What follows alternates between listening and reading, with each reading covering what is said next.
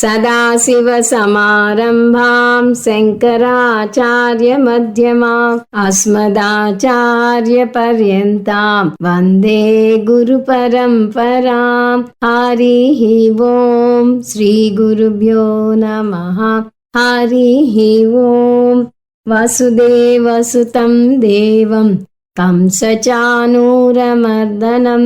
దేవకీ పరమానందం కృష్ణం వందే జగద్గురుం. మనం భగవద్గీత 152వ క్లాస్లో ఉన్నాం. అంతకుముందు 13వ అధ్యాయంలో 21వ శ్లోకం వరకు ముగించుకున్నాము. ఇప్పుడు 21వ శ్లోకం నుంచి 24వ శ్లోకం వరకు చాంట్ చేస్తాను. ఇతి క్షేత్రం తథా జ్ఞానం జ్ఞేయం చోక్తం సమాసతః మద్భక్తయే తద్విజ్ఞాయ మద్భావాయోపపద్యతే. ప్రకృతిం పురుషం చైవ విద్యన్నాదీవుభావపి వికారాంశ్చ గుణాంశ్చైవ విద్ధి ప్రకృతి సంభవాన్. కార్యకరణకర్తృత్వే హేతు ప్రకృతిరుచ్యతే. పురుషः సుఖ దుఃఖానాం భోక్తృత్వే హేతురుచ్యతే. పురుష ప్రకృతిస్థో హి భుంక్తే ప్రకృతిజాన్ గుణాన్. కారణం గుణసంగోస్య సదసద్యోని జన్మసు. ఉపద్రష్టానుమంతా చ భర్తా భోక్తా మహేశ్వరః. పరమాత్మేతి చాప్యుక్తః దేహేస్మిన్ పురుషః పరః. య ఏవం వేత్తి పురుషం ప్రకృతిం చ గుణైః సహ సర్వథా వర్తమానోపి న స భూయోభిజాయతే. ధ్యానేనాత్మని పశ్యంతి కేచిదాత్మానమాత్మనా అన్యే సాంఖ్యేన యోగేన కర్మయోగేన చాపరే అన్యే త్వేన మజానంతః శ్రుత్వాన్యేభ్య ఉపాసతే. తేపి చాతితరంత్యేవ మృత్యుం శృతిపరాయణాః. 13వ అధ్యాయాన్ని ప్రధానంగా 6 అంశాలుగా విభజించవచ్చు అని చూస్తూ వస్తున్నాం. 1 ఉపోద్ఘాతం శ్లోకం 1, 2 క్షేత్రం క్షేత్రజ్ఞుల వివరణ శ్లోకాలు 2 నుంచి 7 వరకు, 3 జ్ఞానం శ్లోకాలు 8 నుంచి 12 వరకు, 4 జ్ఞేయం వివరణ శ్లోకాలు 13 నుంచి 19 వరకు, 5 ప్రకృతి పురుషుల వివరణ శ్లోకాలు 20 నుంచి 24 వరకు, 6 జ్ఞాన సాధనలు జ్ఞాన ఫలం శ్లోకాలు 25 నుంచి 35 వరకు. మనం 4 అంశాలు ముగించుకుని 5వ అంశంలోకి అడుగు పెట్టాం. ప్రకృతి పురుషుల వివరణ చూస్తున్నాము.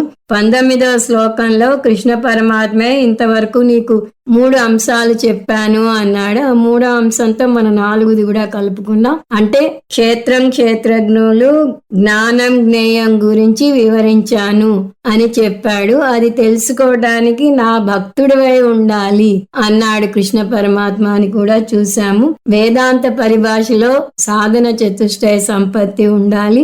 భగవద్గీత పరిభాషలో భక్తి ఉండాలి. 20 నుంచి 24 వరకు ప్రకృతి పురుషుల వివరణ చెప్పుకొస్తున్నాడు. ఈ ప్రకృతి పురుషుల వివరణ మనకేమి కొత్తది కాదు, వేరే పేర్లతో అంత ముందే నేర్చుకున్నాం. 7వ అధ్యాయంలో కృష్ణ పరమాత్మే అపరా ప్రకృతి పరా ప్రకృతి అన్నాడు. అపరా ప్రకృతిని ఇక్కడ ప్రకృతి అంటున్నాడు, పరా ప్రకృతిని పురుషుడు అంటున్నాడు. ఈ అధ్యాయంలోనే ప్రకృతిని క్షేత్రం అని, పురుషుణ్ణి క్షేత్రజ్ఞుడు అని వివరించాడు. సైన్స్ కి వేదాంతానికి చిన్న భేదం ఉంది. చాలా మంది సైన్స్ ద్వారా వేదాంతాన్ని ఎక్స్ప్లెయిన్ చేయవచ్చు అని చెప్తూ ఉంటారు. అసలు సైన్స్ తో వేదాంతాన్ని తెలుసుకోకూడదు, అది వేరే ప్రమాణం ఇది వేరే ప్రమాణం అని చెప్తూ ఉంటాం. ఇక్కడ స్వామీజీయే 2 భేదాలు చెప్పారు. మొదటి భేదం సృష్టి ఏదో ఒక విధంగా జరిగింది అని సైన్స్ చెప్తుంది. మనమేమో సృష్టి కర్మ సిద్ధాంతాన్ని ఆధారం చేసుకుని వచ్చింది అని చెప్తాము. అలాగే సైన్స్ ఏమో పదార్థం నుంచి సృష్టి వచ్చింది అంటుంది. మనమేమో పదార్థం నుంచి సృష్టి వచ్చింది కానీ దాని వెనుక చైతన్యం ఉంది అని మనం చెప్తాం. తర్వాత ఇక్కడ ఇంకొక పాయింట్ శంకరాచార్య వారు విశదీకరించింది ఏమిటంటే ప్రకృతి, పురుషుడు, ఈశ్వరుడు అని వాడుతూ ఉంటాం. ప్రకృతి, పురుషుడు, ఈశ్వరుడు మూడు భిన్న అంశాల రెండా అనే దాని మీద చర్చ జరిపి అవి రెండే అని వివరిస్తారు. పురుషుడు ప్లస్ ప్రకృతి ఈజ్ ఈక్వల్ టు ఈశ్వరుడు. మనం బ్రహ్మ ప్లస్ మాయా ఈజ్ ఈక్వల్ టు ఈశ్వరుడు అని వేదాంతంలో చాలాసార్లు నేర్చుకున్నాం. దానికి ఆధారం ఇక్కడ శంకరాచార్యుల వారు ఇచ్చిన ఈ వివరణ. సో ప్రకృతి ప్లస్ పురుషుడు ఈజ్ ఈక్వల్ టు ఈశ్వరుడు. వారిద్దరిని ఒక జంటగా తీసుకోవాలి. భార్య భర్త జంట అంటే అక్కడ మూడు లేవు, భార్యాభర్తని కలిపి జంటగా చూస్తాం. వేరే గ్రూప్ వాళ్ళు పురుషుడు, ప్రకృతి, ఈశ్వరుడు ముగ్గురున్నారు అని అంటారు. ఆ వివరాలు అవసరం లేదు, కానీ ప్రకృతి ప్లస్ పురుషుడు ఈజ్ ఈక్వల్ టు ఈశ్వరుడు అని అర్థం చేసుకుంటే చాలు. ఇక్కడ ప్రకృతికి పురుషుడికి మనం మాయా బ్రహ్మ పదాలు వాడతామని చూసాం. ఇక్కడ కూడా ఒక అంశం గుర్తుంచుకోవాలి, వేదాంతంలో నేర్చుకుంటాం ఈ విషయం.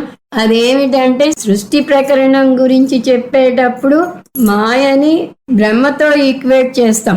బ్రహ్మ తన మాయాశక్తితో ప్రపంచాన్ని సృష్టిస్తాడు అని చెప్తాం. అదే జగత్తుని మిథ్యగా కొట్టివేసేటప్పుడు మాయని కూడా మిథ్యగా కొట్టివేస్తాం. చూడండి తమాషా, సృష్టి జరిగేటప్పుడు బ్రహ్మ యొక్క శక్తి అని చెప్తాం మాయ గురించి. అదే జగత్తుని మిథ్యగా కొట్టివేసేటప్పుడు కార్యం మిథ్య కాబట్టి కార్యం యొక్క కారణమైన మాయ కూడా మిథ్య అని మాయని జగత్తుని రెండింటినీ కొట్టివేస్తాం. ఉన్నదొకటే అద్వైతం, అది బ్రహ్మ, నిర్గుణ బ్రహ్మ అని తేలుస్తాం. 20వ శ్లోకంలో కృష్ణ పరమాత్మ చెప్పిన అంశం, ఈ ప్రకృతి పురుషుడు ఇద్దరు అనాది అని తెలుసుకో అని. వికారము గుణాలు రెండు కూడా ప్రకృతి నుంచి వచ్చాయి అని చెప్పాడు. వికారం అంటే ఇక్కడ వికారం అని అర్థం కాదు, కార్యం అంటే జగత్ అనే కార్యం ప్రకృతి నుంచి వచ్చింది, గుణాలు కూడా ప్రకృతి నుంచే వచ్చాయి అని ఈ శ్లోకంలో చెప్పాడు. 21వ శ్లోకం చాలా ముఖ్యమైన శ్లోకం, అందుకని ఇది మళ్ళీ ఒకసారి చదువుతాను. కార్యకరణ కర్తృత్వే హేతు ప్రకృతి రుచ్యతే పురుష సుఖ దుఃఖానాం భోక్తృత్వే హేతురుచ్యతే. ఇక్కడ కార్యకరణ కర్తృత్వేకి రెండు అర్థాలు చూసాం. కార్యకరణ కర్తృత్వే అంటే ఒక అర్థం, ఇక్కడ కార్యం అంటే స్థూల శరీరం, కరణం అంటే మనసు లేదా మొత్తం సూక్ష్మ శరీరం, కర్తృత్వే అంటే సృష్టిలో. హేతు ప్రకృతి రుచ్యతే, దీనికి హేతు ఎవరు అంటే ప్రకృతి అని అంటారు. తర్వాత కార్యకరణ కర్తృత్వే అంటే ఇంకొక అర్థం, కారణము కార్యము రెండు కూడా ప్రకృతి నుంచే వచ్చాయి అని. అంటే సమష్టి పరంగాను వ్యష్టి పరంగా కూడా సృష్టి మొత్తం ప్రకృతి నుంచే వచ్చింది. ఇక్కడ శంకరాచార్యుల వారి భాష్యంలో స్వామీజీ ఒక చిన్న విశ్లేషణ చేస్తారు. సూక్ష్మ శరీరంలో ఎన్ని అంగాలు ఉన్నాయి అనేది ప్రశ్న. తత్వబోధలో మనం నేర్చుకునేది 17 అంగాలు ఉన్నాయని. అవి పంచ జ్ఞానేంద్రియాలు, పంచ కర్మేంద్రియాలు, పంచ ప్రాణాలు, అక్కడి 15 అయ్యాయి. మనసు బుద్ధి 17. కానీ వేరే చోట నేర్చుకునేది 19 అంగాలు. ఈ 17 కాక చిత్త అహంకారం కూడా వస్తాయి. కానీ బ్రహ్మసూత్రాల్లో వ్యాసాచార్యుల వారు చాలా లోతుగా విశ్లేషించి 11 ఉన్నాయి అంటారు. అంటే పంచ ప్రాణాలను అందులో తీసుకోరు. ఎందుకు అంటే పంచ ప్రాణాలు కరణం కింద రావు, అవి హౌస్ కీపర్స్ కింద వస్తాయి అని చెప్తారు. శంకరాచార్యుల వారు ఈ 3 నెంబర్లు కాక 13 ఉన్నాయి అంటారు. అదెలా అంటే ఆనందగిరి గారు ఇచ్చిన ఎక్స్ప్లెనేషను, శంకరాచార్యుల వారు పంచ జ్ఞానేంద్రియాలు, పంచ కర్మేంద్రియాలు ప్లస్ మనోబుద్ధి చిత్తం మాత్రం తీసుకున్నారు, అహంకారాన్ని తీసుకోలేదు అంటారు. అహంకారాన్ని ఎందుకు తీసుకోలేదు అంటే అహంకారం కారణం కాదు, అది కర్త. అహమితి కర్త అహంకార అని దాని నిర్వచనం. ఇదంతా ఎందుకు చెప్పామంటే అలా స్టాటిస్టిక్స్ వచ్చినప్పుడు రకరకాలుగా వస్తుంది, దీన్ని మనం పట్టించుకోకూడదు. అక్కడ కావాల్సిన అంశం మాత్రం తీసుకోవాలి. దీనికి ఇంకొక ఉదాహరణ నవద్వారే పురే అని భగవద్గీతలోనే వస్తుంది. కానీ 11 ద్వారాలు ఉన్నాయి అని వేదాంతంలో నేర్చుకుంటాం. సో ఎన్ని ద్వారాలు ఉన్నాయి, ఎన్ని అంగాలు ఉన్నాయి, ఇవి కాదు ముఖ్యం. మనం తెలుసుకోవాల్సింది ఏమిటంటే స్థూల శరీరము, సూక్ష్మ శరీరం కూడా ప్రకృతి నుంచే వచ్చింది. అలాగే పంచభూతాలు, పంచభూతాల నుంచి వచ్చిన పాంచభౌతిక వస్తువులు కూడా ప్రకృతి నుంచే వచ్చాయి. వాటికి చైతన్యం పురుషుడి నుంచి వచ్చింది అనేది అర్థం చేసుకోవాలి. ఈ శ్లోకంలో స్థూల శరీరము, మనసు ప్రకృతి నుంచి వచ్చాయి అని వచ్చింది. ముందు శ్లోకంలో వికారాంశ్చ గుణాంశ్చైవ అని వచ్చింది. అంటే మనసు యొక్క గుణాలు కూడా, అంటే మనసులో ఉండే రాగద్వేషాలు అవన్నీ కూడా ప్రకృతి నుంచే వచ్చాయి అని వస్తుంది. తర్వాత పురుష సుఖ దుఃఖానాం భోక్తృత్వే హేతురుచ్యతే అన్నాడు కృష్ణ పరమాత్మ. అంటే పురుషుడు భోక్తగా వ్యవహరించబడుతున్నాడు అని. భోక్త అంటే పురుషుడు నిజంగా అనుభవించడు. పురుషుడు అంటే సాక్షి చైతన్యం. సాక్షి చైతన్యం సాక్షిగా మాత్రమే చూస్తుంది, ఏమీ అనుభవించదు అని మనం చూస్తూ ఉంటాం. కాబట్టి ఇక్కడ మనం కలుపుకోవాల్సింది మనసు చిదాభాసతో కూడటం వల్ల అనుభవిస్తున్నట్టుగా ఉంటుంది, కానీ సాక్షి నిజంగా అనుభవించదు. సన్నిధి మాత్రేన అవి వ్యవహారం జరిపేందుకు తోడ్పడుతుంది అని అర్థం చేసుకోవాలి. ఈ సందర్భంలో కృష్ణ పరమాత్మ చెప్పకముందే శంకరాచార్యుల వారు సంసారాన్ని వర్ణిస్తారు. కృష్ణ పరమాత్మ 27వ శ్లోకంలో చెప్తాడు ఏమని, క్షేత్ర క్షేత్రజ్ఞ సంయోగాత్ తద్విద్ధి భరతర్షభాన్. సంసారం ఎందువల్ల ఏర్పడుతుంది అని 27లో కృష్ణ పరమాత్మ చెప్పినా ఇక్కడ శంకరాచార్యుల వారు ముందే చెప్తున్నారు. ఆయన ఏం చెప్పారో చూద్దాం. మనిషి భోక్త అయితే సమస్య లేదు, కానీ భోక్త యొక్క హోదా ఏమిటో సరిగా తెలియకపోతేనే సమస్య వస్తుంది. ఇక్కడ భోక్త ఎవరు? సాక్షి చైతన్యం. ఆ సాక్షి చైతన్యం ఎలా ఉంటుంది? అసంగం నిర్వికార చైతన్యం. ఆ సాక్షి చైతన్యాన్ని నేనే అని మర్చిపోకూడదు. అంటే దాని అర్థం ఏమిటి? నేను భోక్త అయినా కూడా నేను అసంగం, నాకేమి అంటదు. నమే ద్వేష రాగవ్ నమే లోభమోహవ్. నన్ని రాగద్వేషాలేమి చలింపజేయలేవు. నా ధర్మో న చార్థో న కామో న మోక్ష. నాకు మోక్షం కూడా అవసరం లేదు. నేను సాక్షి చైతన్యాన్ని అనే విషయం గుర్తుండకపోతే నేను చిదాభాసను అని పొరపాటు పడే ప్రమాదం ఉంది. చిదాభాస అంటే మనసు శరీరాలతో మమేకం చెందుతాను. వాటి ద్వారా ఏర్పడే పంచ అనాత్మలతో సంగత్వం పెంచుకుంటాను. అది చాలు ఇంక నన్ను సంసారంలో పడవేయటానికి అని. సో సంసారాన్ని శంకరాచార్యుల వారు అద్భుతంగా వివరిస్తారు. అది ఎలాగంటే సృష్టికి ముందు ఈ భోక్త భోగ్యం విభజన లేదు. సుషుప్తిలో ఎలా అయితే విభజన లేదో, ఆ విభజన లేనందువల్ల ఎలా ఆనందం పొందుతామో అలాగే విభజన లేనప్పుడు ఈ సంసారం లేదు. ద్వితీయాద్వై భయం భవతి అని మనం పదే పదే చూస్తాం. రెండవది ఉంటే భయం అని. ఆ రెండవది ఏమిటి? దాన్ని కూడా ఇక్కడ వివరిస్తున్నారు శంకరాచార్యుల వారు.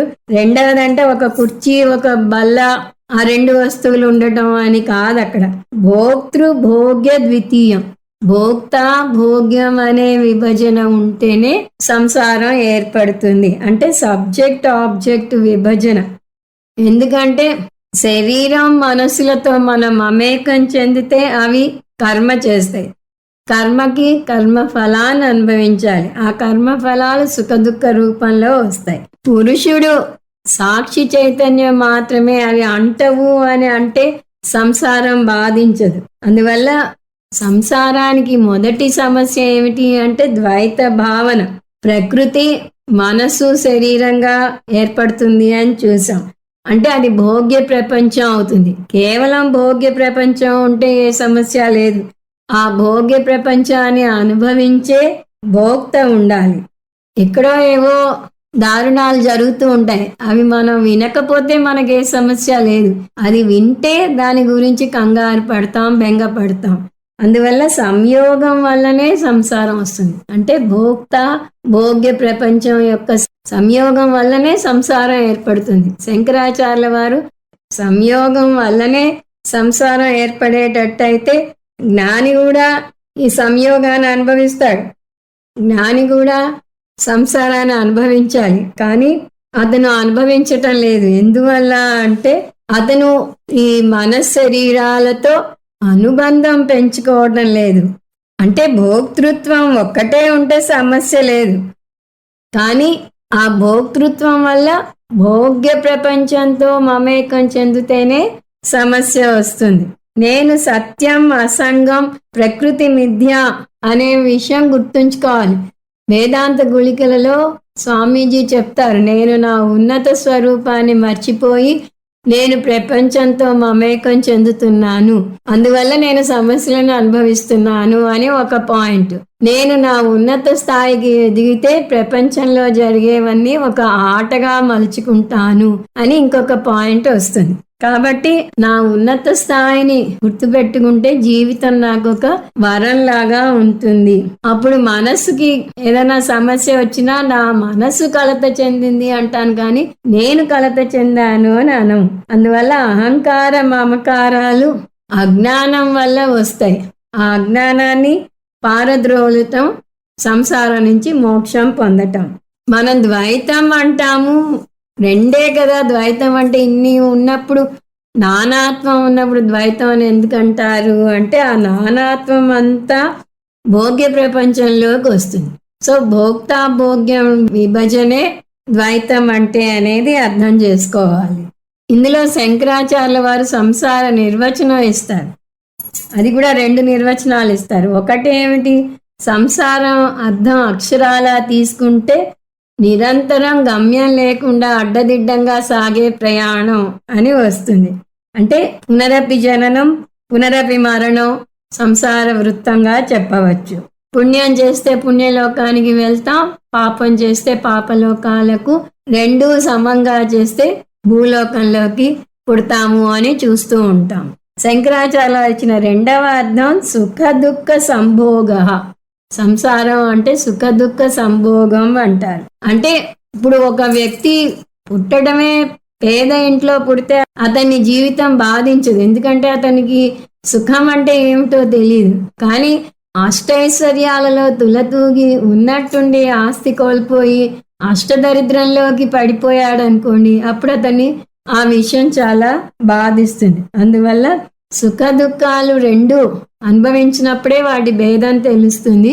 కానీ ఈ సుఖ దుఃఖాలు పంచ అనాత్మలకు చెందినవి, ఆత్మకు చెందినది కాదు అనేది అర్థం చేసుకోవాలి. పంచ అనాత్మలు ఏమిటి అంటే ఆస్తి, ఉద్యోగం, కుటుంబం, శరీరం, మనసు.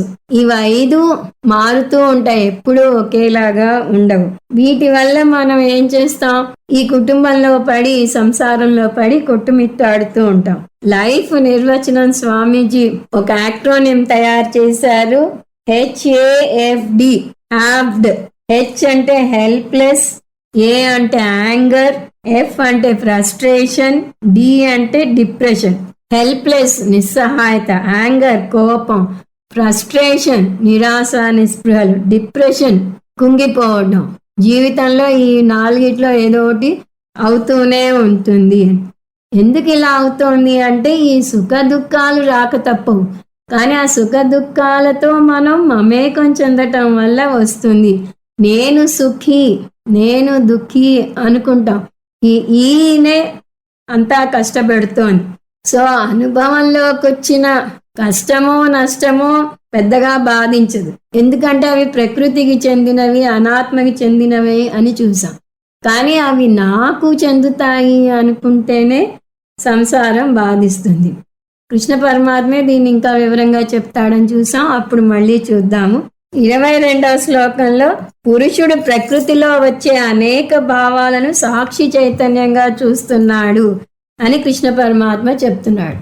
మనసుకి భావోద్రేకాలు రాక తప్పదు, అది సమస్య కాదు. కానీ ఆ భావోద్రేకాలు నా సమస్య అనుకోవటం సమస్య అవుతుంది.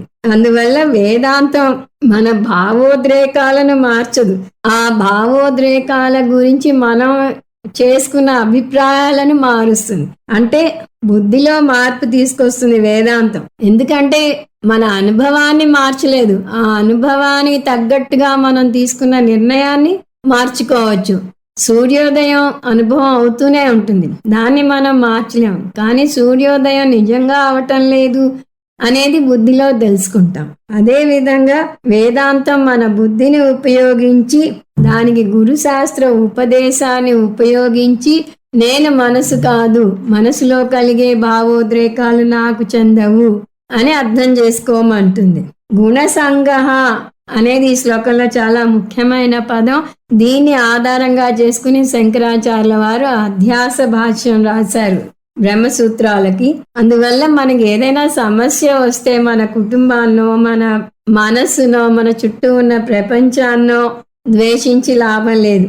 మనం వాటితో మమేకం చెందటాన్ని ద్వేషించాలి అని అర్థం చేసుకోవాలి. ఎందుకంటే మనోబుద్ధి అహంకార చిత్తాని నాహం నమే ద్వేష రాగౌ నమే లోభ మోహౌ అని నేర్చుకుంటాం. ఇవేవి నాకు చెందినవి కాదు, నేను చిదానంద రూపాన్ని అని అర్థం చేసుకోవాలి.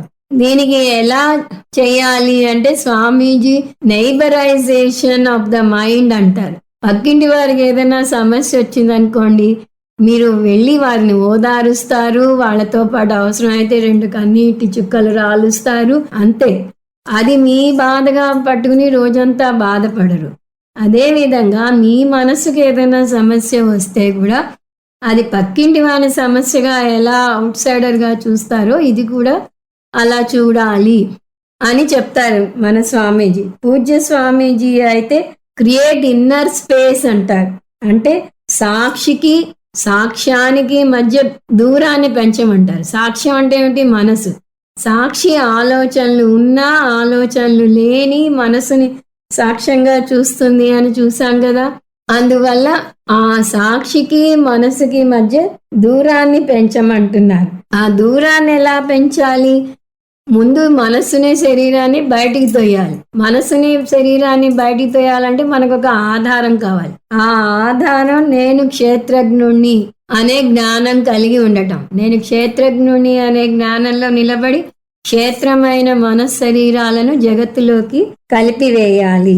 ఇది చేయడానికి ఈ జ్ఞానం చూపించే ఈ శ్లోకాలు, ముఖ్యంగా ఈ అధ్యాయంలోనే 6-7 శ్లోకాలను నిధిధ్యాసనానికి ఉపయోగించాలి. ఈ నేపథ్యంతో 22వ శ్లోకం చూద్దాం. మనం 21 వరకు ముందు క్లాసులో చూసాం. 22 పురుష ప్రకృతిస్థో హి భుంక్తే ప్రకృతి జాన్ గుణాన్ కారణం గుణ సంగోస్య సదసద్యోని జన్మసు. పురుష ప్రకృతిస్థో హి భుంక్తే ప్రకృతి జాన్ గుణాన్ అంటే పురుషుడు ప్రకృతిలో వచ్చే అనేక భావాలను సాక్షి చైతన్యంగా చూస్తున్నాడు. భుంక్తే అంటే అసలు అర్థం అనుభవిస్తున్నాడు అని. కానీ ఇందాకే చూసాం, సాక్షి భోక్త అంటే డైరెక్ట్ గా అనుభవించాడు, సాక్షిగా చూస్తున్నాడు. మనశరీరాలకు జరిగే వాటిని సాక్షిగా చూస్తున్నాడు, లేదా వాటిని ప్రకాశింప చేస్తున్నాడు. ఎవరు? పురుషుడు. మనశరీరాలను సాక్షిగా చూడటం లేదా ప్రకాశింపజేయటం పురుషుని యొక్క కార్యక్రమం కాదు. కానీ పురుషుని సమక్షంలో వాటి పనులు అవుతాయి. దానికి 2 ఉదాహరణలు చూద్దాం. ఉదాహరణకు అగ్ని చెక్కను కాల్చింది అంటాం. అంటే కాల్చింది అనే క్రియాపదాన్ని వాడతాం. ఈ పదాన్ని శంకరాచార్యుల వారు ఈ విధంగా విశ్లేషిస్తారు. అగ్ని కాల్చింది అంటే అగ్ని నిజంగా కావాలని కాల్చిందా? అలా చేస్తే అగ్ని చేసిన క్రియకు ఒక ఆరంభ కాలం, ఒక ముగింపు కాలం ఉండాలి. కానీ నిజం చెప్పాలంటే అగ్ని పని కట్టుకుని దేన్ని కాల్చదు. ఆ వేడి తత్వం దానికి ఉంది. అగ్ని స్వరూపం ఏమిటి? ఉష్ణం. మీరు అగ్నిలో మీ వేలుని పెట్టారనుకుందాం, అప్పుడు కూడా అగ్ని ప్రత్యేకించి శ్రమ తీసుకుని మీ వేలును కాల్చదు.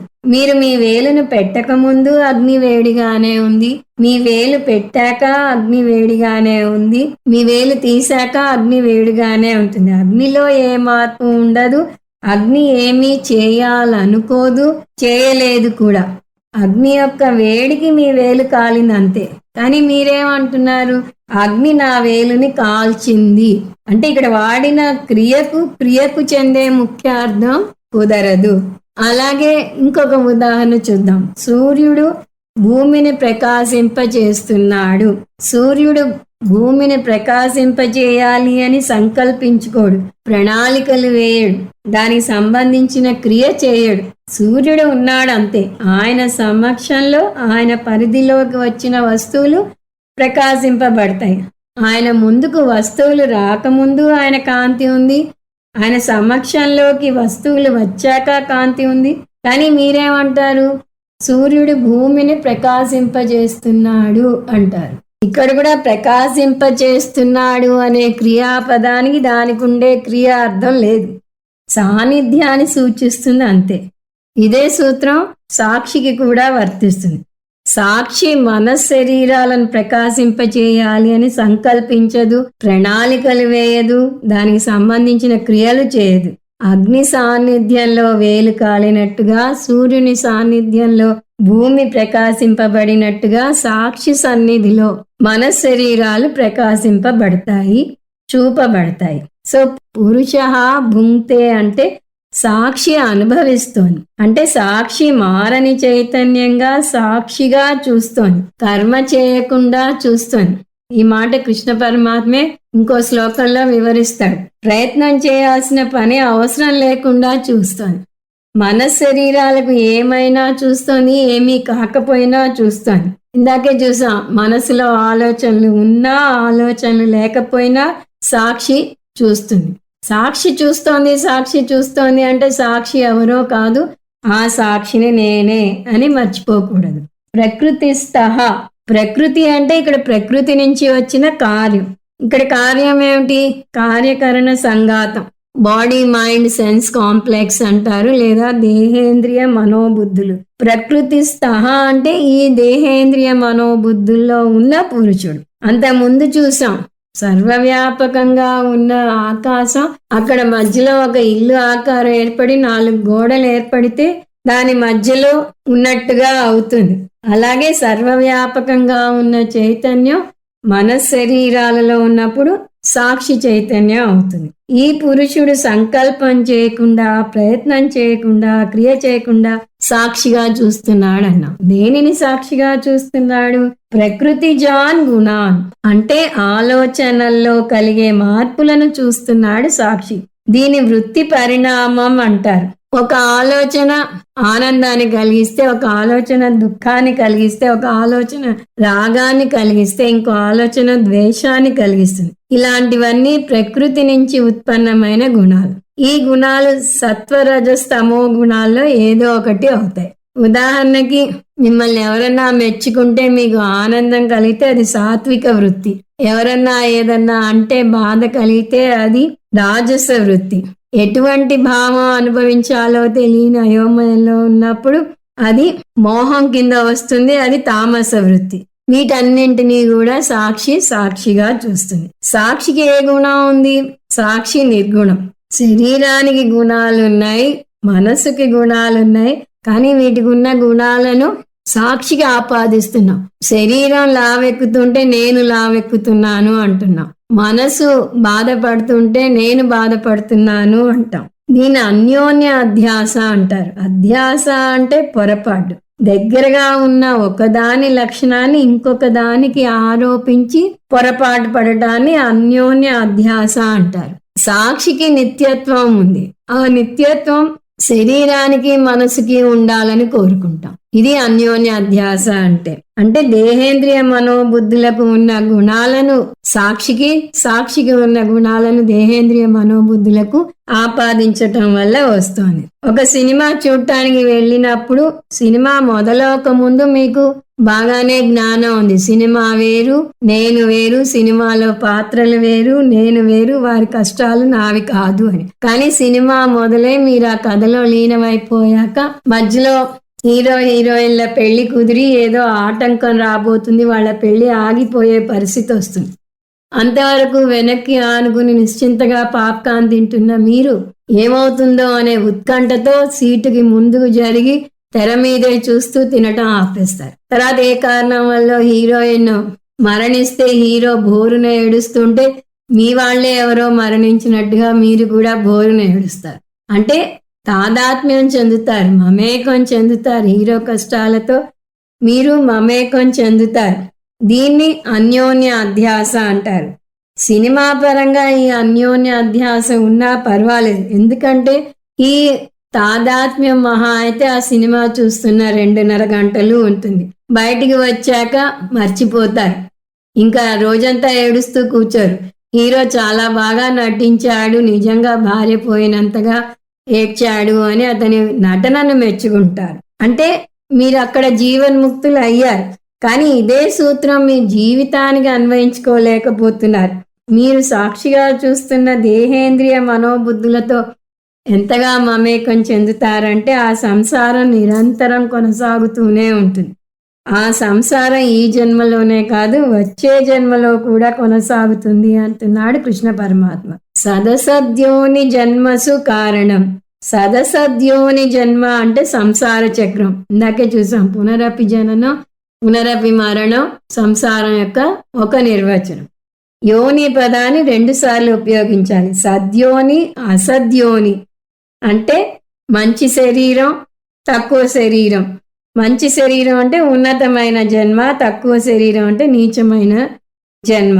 దేవతలుగానో పశుపక్షాలుగానో పుడుతూ మరణిస్తూ ఉంటాం. ఈ సంసార చక్రానికి కారణం ఏమిటి? గుణసంగోస్య, ప్రకృతికి చెందిన గుణాలతో తాదాత్మ్యం చెందటం వల్ల ఏర్పడుతుంది ఈ సంసారం. ఇంతకుముందే చూసాం, వికారాలు గుణాలు కూడా, అంటే కార్యము కార్యానికి ఉన్న గుణాలు కూడా ప్రకృతి నుంచి వచ్చాయి. మనమేమిటి? పురుషుడు. అలాంటప్పుడు ప్రకృతి గుణాల గురించి పురుషుడిగా మనం బాధపడి ఏమిటి లాభం? ఆ డిఫరెన్స్ అర్థం చేసుకోకపోతే సంసారంలోనే ఉంటాము. గుణసంగ ఏవ అస్య సంసారస్య కారణం. ఇది వివరంగా ఇంతకు ముందే చూసాం. ఈ గుణాలతో మనం సంగత్వం ఏర్పరచుకోవడం వల్ల సంసారంలో పడి అవస్థ పడుతున్నాం. అందువల్ల ప్రకృతితో తాదాత్మ్యం చెందటం లేదా ప్రకృతి మీద అభిమానం చూపడమే సంసారానికి కారణం. మనం దాని బదులుగా పురుషునితో ఐడెంటిఫై అయితే పురుషునికి జన్మ ఉండదు. నా జాయతే మృయతేవా కదాచిత్ అని కృష్ణ పరమాత్మే చెప్పాడు.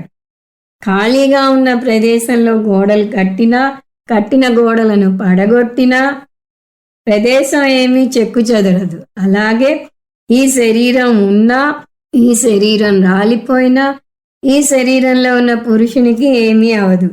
చావు పుట్టుకలు లేని పురుషుణ్ణి నేను అని తెలియక వచ్చిపోయే మన శరీరాల నేను అనుకోవడం వల్ల సంసారంలో పడి అవస్థ పడుతున్నాము.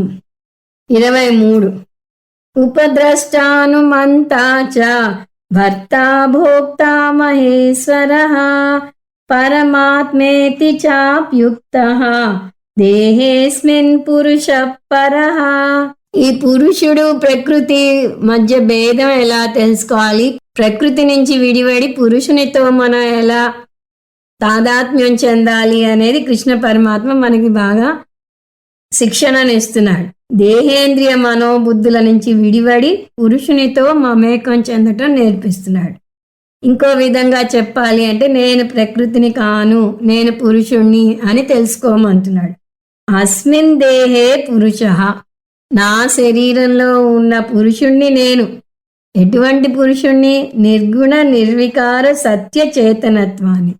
ఈ పురుషుడు ఎక్కడున్నాడు? అస్మిన్ దేహే, నా శరీరంలోనే ఉన్నాడు. ఆకాశం ఎలాగైతే అన్ని వస్తువుల్లోనూ ఉందో అలాగే ఈ శరీరంలో కూడా పురుషుడు ఉన్నాడు. ఎలా ఉన్నాడు? సాక్షి చైతన్యంగా ఉన్నాడు. మళ్ళీ ఆ సాక్షి చైతన్యం ఎవరు అనకూడదు, ఆ సాక్షి చైతన్యాన్ని నేనే అనేది జీర్ణించుకోవాలి ముందు. ఈ పురుషుని స్వభావం ఏమిటి? అది ప్రకృతి స్వభావానికి భిన్నంగా ఉంటుంది. ఆ భిన్న స్వభావాలను 4 అంత ముందు చూసాం. ఇప్పుడు కృష్ణ పరమాత్మ చాలా చెప్తున్నాడు. ఒక్కొక్క పదం చూసుకుంటూ వద్దాం. పరహ, ఈ పురుషుడు శరీరంలోనే లేడు, బయట కూడా ఉన్నాడు. ఇది 3 దశల్లో అర్థం చేసుకోవాలని మనం భగవద్గీతలోనే అనేక చోట్ల చూస్తూ వచ్చాం. ముందు ఆకాశం గది పరంగా చూస్తే ఆకాశం ఈ గదిలో ఉంది. రెండవ దశ ఆకాశం ఈ గదిలోనే కాదు బయట కూడా ఉంది.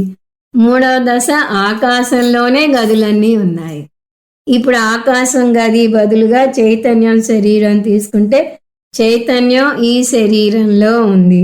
రెండవ దశ, చైతన్యం ఈ శరీరంలోనే కాదు బయట కూడా ఉంది. మూడవ దశ, నిజానికి చైతన్యంలోనే అన్ని శరీరాలు ఉన్నాయి. అందువల్ల ఎవరైనా చైతన్యం ఎక్కడ ఉంది అని ప్రశ్నిస్తే దానికి మీరు జవాబు చెప్పకూడదు, ఎక్కడ లేదు అని తిరిగి ప్రశ్నించాలి. పరహ అంటే చైతన్యం సర్వవ్యాపకం. తర్వాత ఉపద్రష్ట, ఈ చైతన్యమే సాక్షిగా నీ లోపల ఉండి జరుగుతున్నదంతా సాక్షీభూతంగా చూస్తోంది. ఉపద్రష్ట పదం చాలా అద్భుతమైన పదం. ఇప్పుడు మనం కొన్ని ఉదాహరణలు చూస్తూ వస్తాం. ఉదాహరణని ఎంత మేరకు తీసుకోవాలో అంత మేరకే తీసుకోవాలి. చైతన్యం సూర్యునిలాగా బల్బులాగా అన్నింటినీ ప్రకాశింపజేస్తోంది అని చెప్తూ వచ్చాం. కానీ ఇక్కడ సమస్య ఏమిటి? ఆ ప్రకాశింపజేసే వస్తువులకు అవి దూరంగా ఉన్నాయి. సూర్యుడు కొన్ని కోట్ల మైళ్ళ దూరంలో ఉన్నాడు. ఆత్మను సాక్షి అంటే ఆత్మ ఎక్కడో దూరంగా ఉండి చూస్తోందేమో అని పొరపాటు పడే అవకాశం ఉంది. ఆ పొరపాటు పడడానికి వీలు లేకుండా ఉపద్రష్ట అనే పదం వేశాడు కృష్ణ పరమాత్మ. ఉపద్రష్ట అంటే చాలా దగ్గరగా ఉండి చూస్తున్నట్టు అర్థం. కాంతి చెయ్యి ఉదాహరణలో చూసాం. కాంతి చెయ్యిని ప్రకాశింపజేస్తోంది అంటే ఏమన్నా, చెయ్యి అంతటా వ్యాపించి దాన్ని ప్రకాశింపజేస్తోంది అన్నాం. కానీ ఆ కాంతినిచ్చే బల్బు ఎక్కడో దూరంగా ఉంది, దాని ప్రకాశం మాత్రం చేతి మీద పడుతోంది. కానీ సాక్షి చైతన్యం విషయం అలా కాదు. అది శరీరానికి చాలా దగ్గరగా ఉండి శరీరం అంతటా వ్యాపించి అణువును ప్రకాశింపజేస్తోంది. అందువలనే శరీరం, మనుష్యులు జడమైనా కూడా చైతన్యం పుంజుకున్నాయి. హనుమంతాచ, జాగ్రత్తగా వినాలి, హనుమంత కాదు, ఆ అమ్మలోని ఆ హనుమంత అంటే ప్రకృతి యొక్క కార్యకలాపాలను ప్రకాశింపజేసేది. ఇందాకే చూసాం, శరీరం, మనుషులు జడం, కానీ చైతన్యం యొక్క దీవెనల వల్లనే అవి చైతన్యాన్ని సంతరించుకున్నాయి. విద్యుత్ శక్తి తనంతట తాను ఏమీ చేయదు, కానీ ఫ్యాను తన ధర్మాన్ని తాను నిర్వర్తించగలుగుతోంది. ఫ్యాను ధర్మం ఏమిటి? గుండ్రంగా తిరగటం. అలాగే బల్బు ధర్మం వెలగటం. విద్యుత్ శక్తి ఉండటం వల్లనే వాటి ధర్మాన్ని అవి సక్రమంగా నిర్వర్తించగలుగుతున్నాయి. అదేవిధంగా మన శరీరంలో అనేక అంగాలున్నాయి, వాటి ధర్మాలు వాటికి ఉన్నాయి. చైతన్యం యొక్క అనుగ్రహం వల్లనే అవి వాటి ధర్మాలను నిర్వర్తించగలుగుతున్నాయి. చైతన్యం తన సన్నిధి మాత్రం చేతనే వాటిని దీవిస్తున్నది. కేనోపనిషత్తులో చైతన్యం గురించిన వివరణ అద్భుతంగా వస్తుంది. అక్కడ కూడా గురు శిష్యుల సంవాద రూపంలోనే బోధ జరుగుతుంది, కానీ అక్కడ గురువు శిష్యుల పేర్లు రావు. అంటే అక్కడ వాళ్ళ పేర్లు కాదు ముఖ్యం, ఆత్మబోధ ముఖ్యం అనేది గ్రహించాలి. శిష్యుడు అడుగుతున్నాడు, ఏమిటది?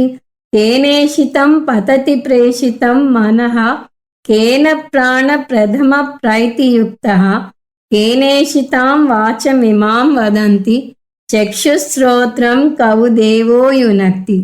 అంటే ఏ శక్తి ప్రేమ వల్ల శరీరంలో ఈ 5 అంశాలు పనిచేస్తున్నాయి అని అడుగుతున్నాడు. ఏమిటవి? మనసు, ప్రాణం, వాక్కు, కన్ను, చెవులు. ఇది ఏ దేవత వల్ల పనిచేస్తున్నాయంటే ఆ శిష్యుడికి కొంత జ్ఞానం ముందే ఉంది, అది చైతన్యం వల్లనే అవుతోంది అని తెలుసుకున్నాడు అని ఈ ఒక్క శ్లోకానికే ఆ ఉపనిషత్తులో చాలా వివరణ వస్తుంది. మనం ఇక్కడ తీసుకోవాల్సింది శరీరంలోని అంగాలు దేనివల్ల చైతన్యం పొందాయి అని. దానికి జవాబు శ్రోత్రస్య శ్రోత్రం మనసో మనః యద్వాచోహ వాచం సవు ప్రాణస్య ప్రాణః. అంటే మనసుకి మనసు, వాక్కుకు వాక్కు, ప్రాణానికి ప్రాణం వల్ల పనిచేస్తున్నాయి అనేది జవాబు. మనం వీటన్నింటిలోకి వెళ్లకుండా ఒక చెవి పరంగా చూద్దాం. శ్రోత్రస్య శ్రోత్రం అంటే 3 వాక్యాలు మనం అర్థం తీసుకోవాలి. ఒకటి ఆత్మ వేరు, చెవి వేరు. చెవి యొక్క చెవి అంటే చెవి కాదు. నా యొక్క కలం అంటే నేను వేరు, నా కలం వేరు. అలా ఆత్మ వేరు, చెవి వేరు. కానీ ఆత్మ చెవి అంతటా వ్యాపించింది. 3 ఆత్మ ఉండటం వల్లే చెవిని చెవి అనగలుగుతున్నాం. అంటే చెవితో వినగలుగుతున్నాము. అంటే మామూలు పరిభాషలో చెప్పాలి అంటే చెవి ఒక కరణం మాత్రమే. వినికిడి శక్తి దానికి ఉంది అని చూస్తాం. ఆ వినికిడి శక్తి ఎలా వచ్చింది? ఈ సాక్షి చైతన్యం వల్లనే వచ్చింది. అందువల్ల హనుమంతాచ అనే అర్థం వస్తుంది. ఇంకొక పదం భర్త. భర్త అంటే అక్షరాలా తీసుకుంటే భార్య ఉన్న అతను భర్త, భరించేవాడు అని అర్థం. దీని ఎక్స్టెండెడ్ మీనింగ్ స్థితికర్త అని వస్తుంది. సో పురుషుడు సత్యం, ప్రకృతి మిథ్య అని చూసాం కాబట్టి పురుషుడే ప్రకృతి యొక్క స్థితి కారణం. భోక్త, ఇంతకుముందే మనం చూసాం, పురుషుడు భోక్త, ప్రకృతి భోగ్యం అని. సో భోక్త అంటే సాక్షి చైతన్యాన్ని అజ్ఞాని భోక్త అనుకుంటాడు. అంటే శరీరం మనస్సులతో మమేకం చెంది అదే సాక్షి, అదే ఆత్మ అనుకుంటాడు. అందువల్ల నేను లావెక్కుతున్నాను, నాకు కోపంగా ఉంది పదాలు వాడతాడు. నిజానికి అతనికి అసలు ఒక సాక్షి చైతన్యం ఉంది అని తెలీదు, అది అతను అని తెలీదు. వేదాంతానికి రాకముందు మనం శరీరంతో మమేకం అవుతామని అనేక సార్లు చూసాం. సుఖ దుఃఖాలు, కోపతాపాలు మనసు లక్షణాలు నావి కావు అని జ్ఞాని అర్థం చేసుకుంటాడు. ఆ విధంగా సాక్షి భోక్త అయింది. అంటే నిజంగా భోక్త కాదు, భోక్త అయినట్టుగా ఉంది. అయితే సాక్షి అసలు స్వరూపం ఏమిటి? మహేశ్వర. మహేశ్వరుడు అంటే స్వతంత్రుడు. జ్ఞాని సాక్షికి స్వతంత్ర సత్తా ఉందని తెలుసుకుంటాడు. శరీరానికి మాత్రమే సంగత్వం ఉంటుంది. ఎందుకంటే శరీరం ప్రకృతి కాబట్టి శరీరం మీద ఇంకొక వస్తువు ప్రభావం ఉంటుంది. గుణాహ గుణేషు వర్తంతే.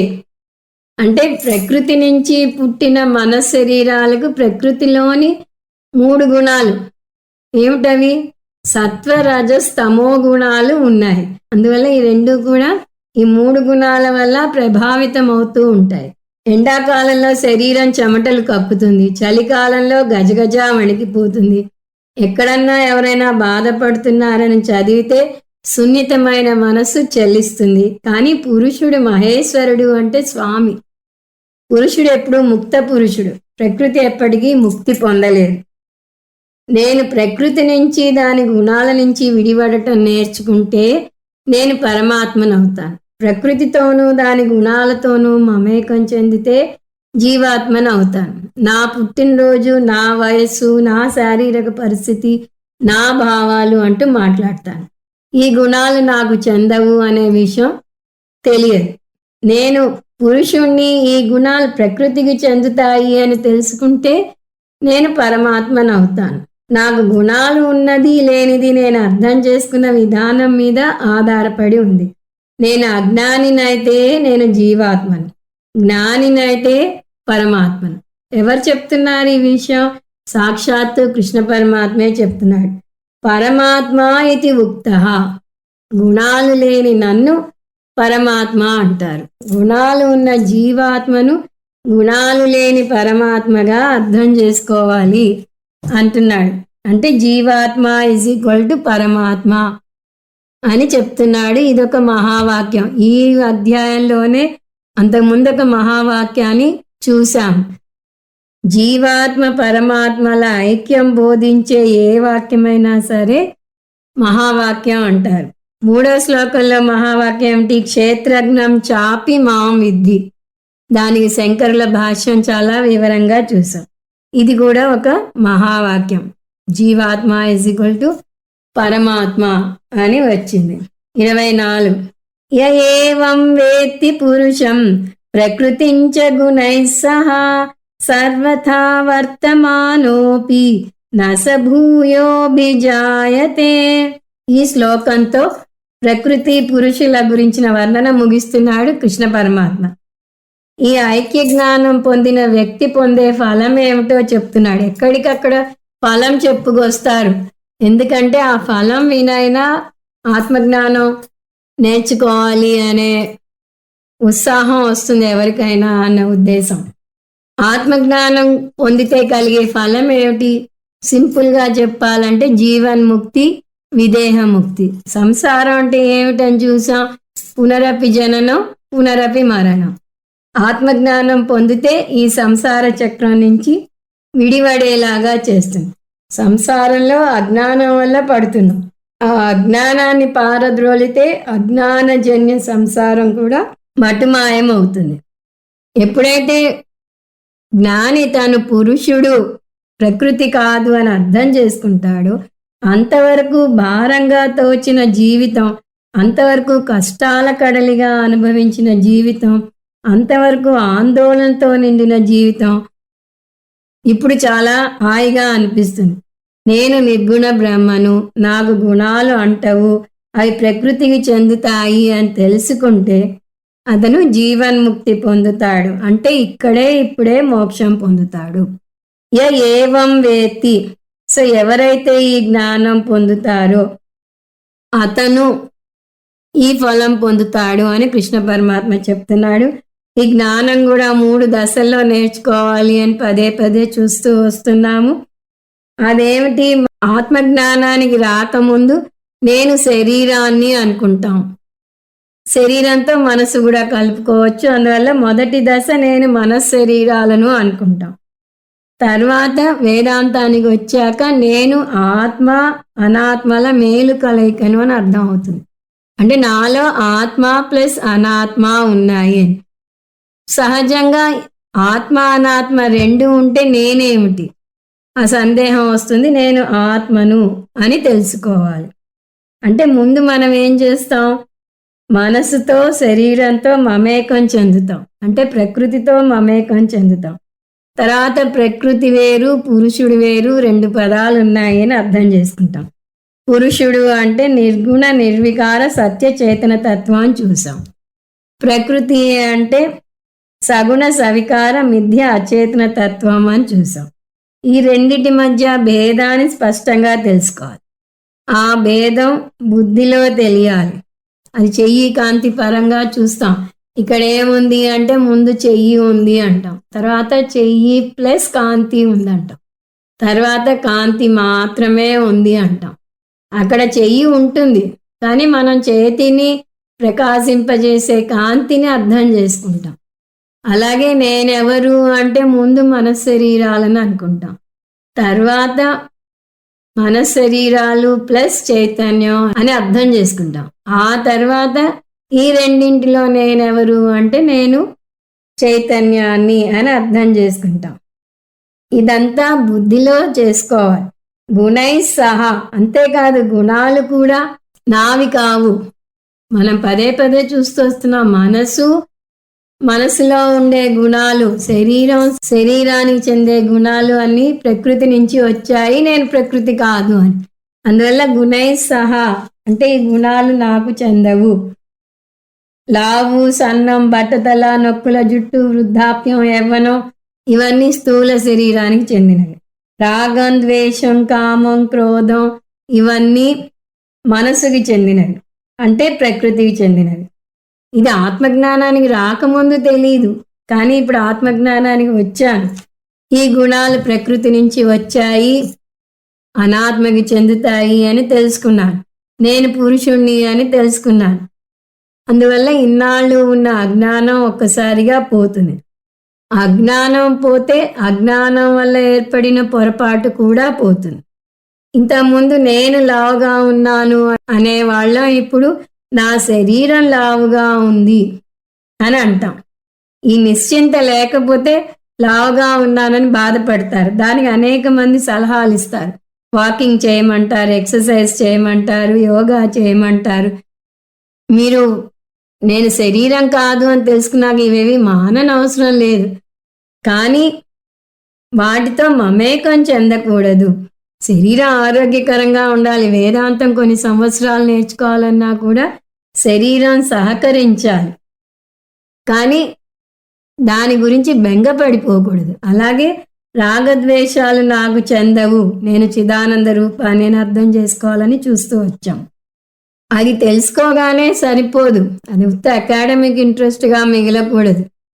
ఆ జ్ఞానంలో నిలబడగలగాలి. దానిలో నిలబడటానికి కావాల్సిన శిక్షణను నిధిధ్యాసన అంటారు.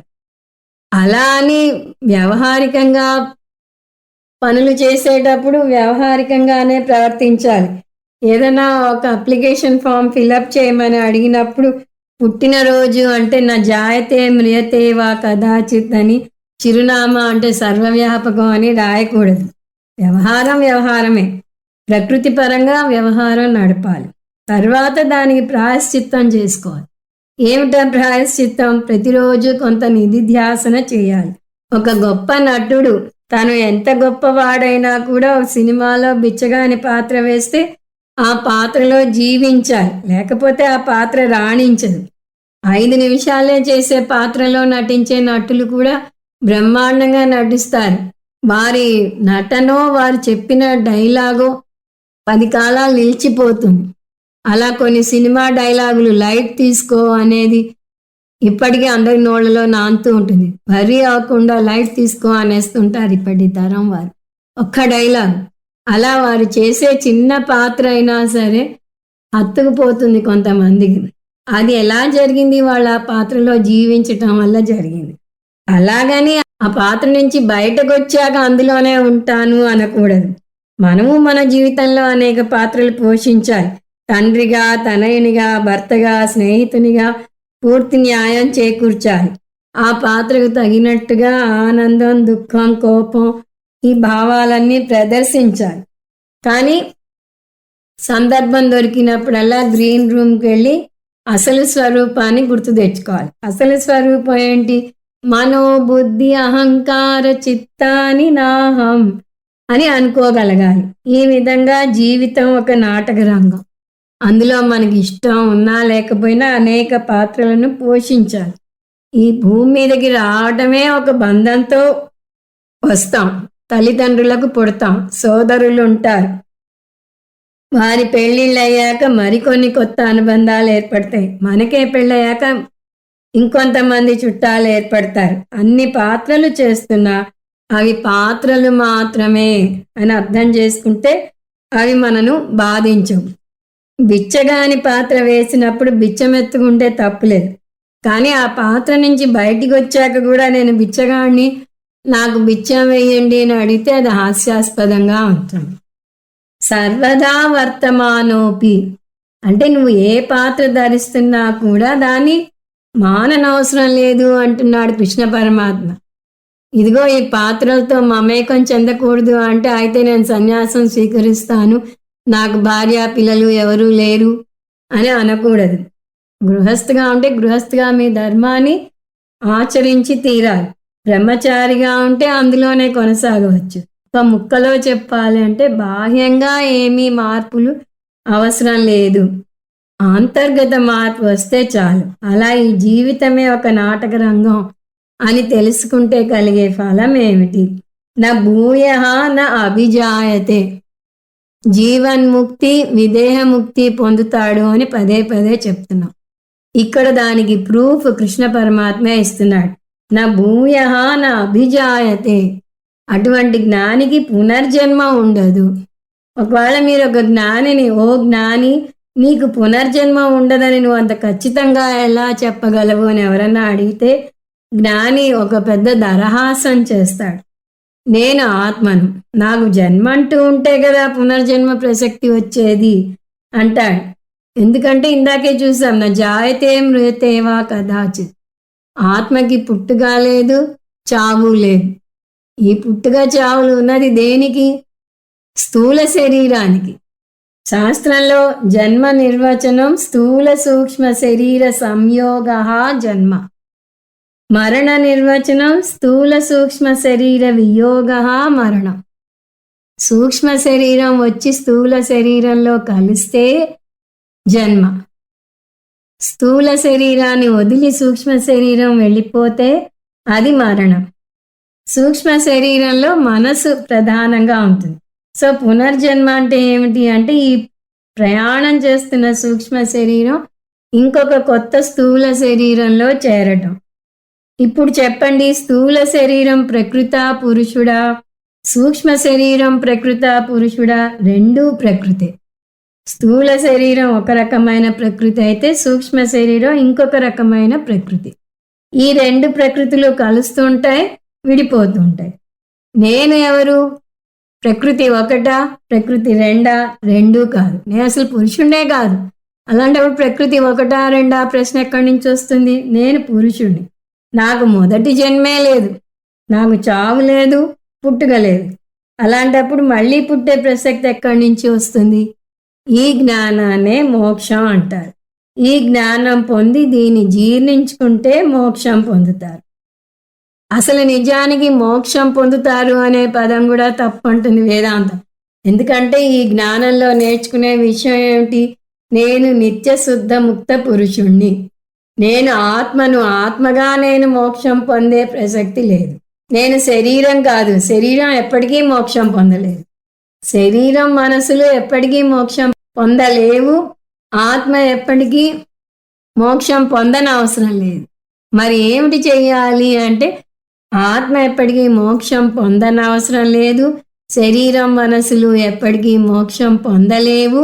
నేను శరీరం మనసులు కాదు, నేను నిత్యముక్త శుద్ధ పురుషుణ్ణి, నేను ఆత్మను, నేను సాక్షి చైతన్యాన్ని అని తెలుసుకోవడమే మోక్షం.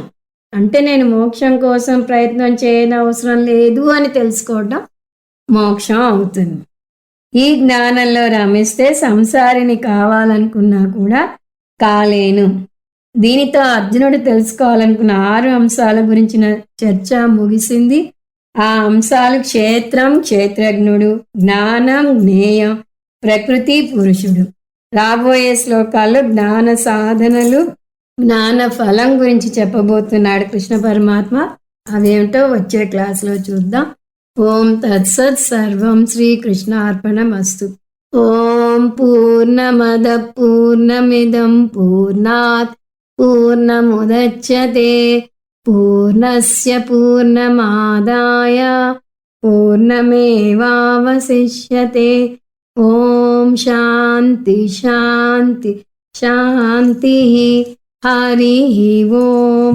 శ్రీ గురుభ్యో నమః. హరి ఓం.